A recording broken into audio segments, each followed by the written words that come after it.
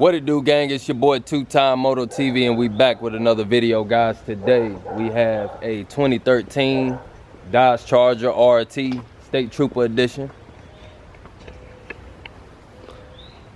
and today we're gonna be changing the brake pads on this puppy here. So first thing we got to do is break the lugs on the car without the car being jacked up. Next thing you're gonna want to do is find a secure point up underneath your vehicle.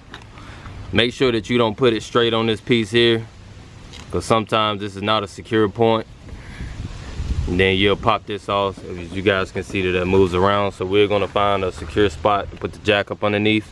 And also safety first, we got some jack stands, so we're going to follow that up with some jack stands.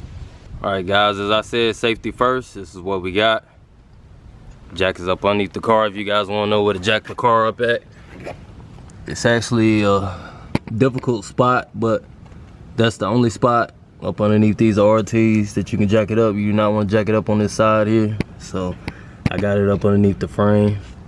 Got the jack stands for extra security.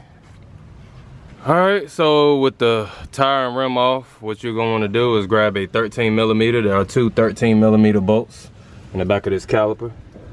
One there, and the other one where you see this wrench at. And you just want to let it loose. And just as simple as that, with the two bolts out, only thing you gotta do is just put your hand on the back of the caliper here and pull it off, and it'll come off just like that. And you can let it hang, guys. You know, a lot of these cars have heavy duty brake hoses. If you guys can see how thick that hose is, just let it rest somewhere, but don't just let it sit up on something and just keep dropping. So I usually just let it rest. And look at what we got here, guys. Some bad pads. I don't know why this guy rode these pads like this, but he like to drive fast, is what he say. Thank you, sir. And guys, be careful about these little pins up here. Make sure that they stay in so that you can not lock your new brakes in. And wow, he still has a lot of pad left.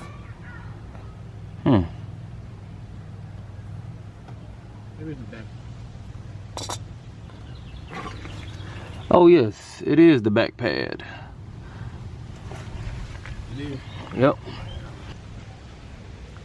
All right, so this is the culprit. As you guys can see, there's no pad left on the back pad. So just because you guys see pad left up on the front one, that don't mean that the back one is wearing out the same. This look like it's wearing out at an angle. This one also wore out at an angle because there's still a little pad where my thumb is at, but there's no pad up at the front. So yeah, this here is the culprit. You've been hearing this squealing sound. This is your brake notifier right here to let you know that your pads are worn down. So you know, if you guys hear that squeaking or that screeching sound, then yeah, that's that little pin right there that you guys can see. All right, so with the brakes out, what I did was use one of the brake pads here and a C-clamp.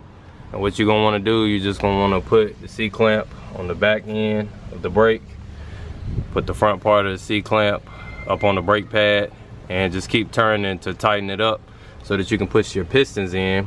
Because once you get the new brakes are going to be a lot thicker like that, so you won't be able to get it over the caliper. So what you're going to do is just push these two pistons in and you'll be good to go. So we got the Duralast ceramic brake pads. My man's wanted to cheap out. He didn't want to get the Duralast Golds, but you know, it's all good.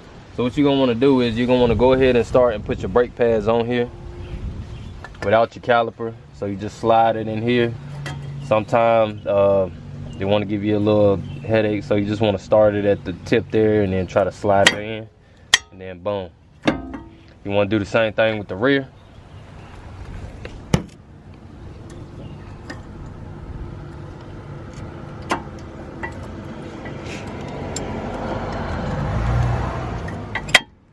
Boom. Snaps right in.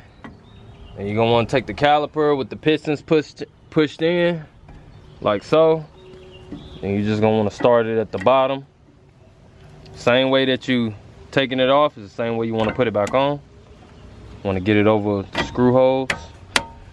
Boom, back into place. Put your 2 bolts back in and you're done. That's one side done. So this is the driver's side. You do the same thing with the passenger side, and you just change your brake pad. So I appreciate y'all watching. 2-Time Moto TV out. Stay tuned for the next video. Peace.